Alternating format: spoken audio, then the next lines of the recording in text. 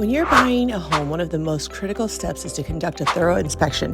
Whether it's a general inspection or a termite inspection, understanding the condition of the property is key. Not only does that give you a clear picture of what you're buying, but it also helps you anticipate the future needs of keeping the home.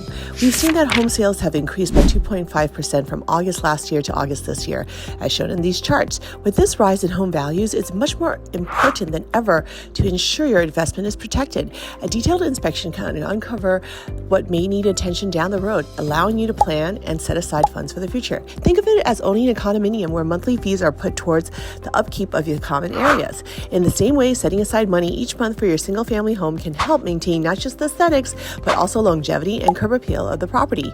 Regular maintenance is what keeps a home looking great and functioning well over the years. Ultimately, inspections are an essential part of home ownership and helping you safeguard your investment and plan for the future. So, how do you get one of these homes? Well, let's talk to Kevin Sumomoto over at Guaranteed REIT to give us the latest in his rates.